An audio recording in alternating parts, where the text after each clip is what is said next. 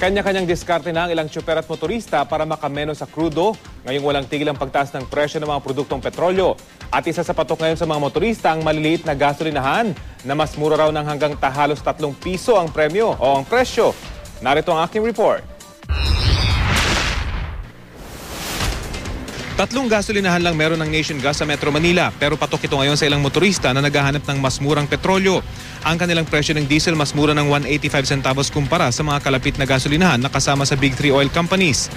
Ang kanila namang unleaded mas mura ng 295 centavos kumpara sa Big 3. Mas malaki sa premium gasolina aabot sa 425 centavos na mas mura kada litro. So dito na talaga kayo? Araw-araw yan. Yung mga kasama nyo rin dito rin? Dito rin. Kasi 46.20 lang eh. Yung mga iba 47.55 ganun. O dito na lang. Yung almost 2 pesos na yun, gaano kalaki ang matitipid nyo?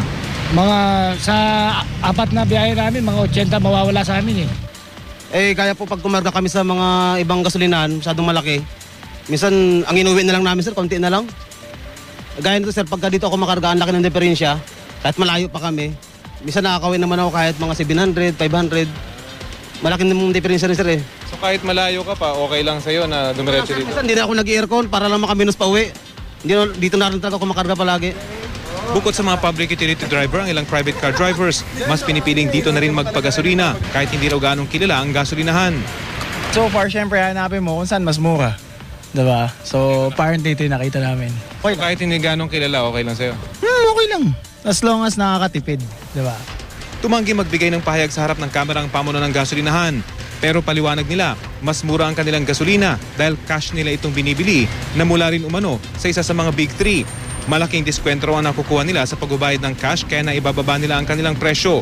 Pero di gaya ng Big 3 at iba pang gasolinahan, walang discount dito ang mga pampublikong sasakyan.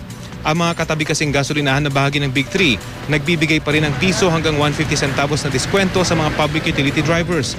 Gayunman, lumalabas na mas mura pa rin ang 30 sentimo sa Nation Gas. Gayunpaman, mas pinipili ng ilang motorista na dito magpagasolina dahil kilala ang naturang gasolinahan. 30 sentimos lang. So dito nyo na pinili? Kasi Caltex eh. Kasi kilala?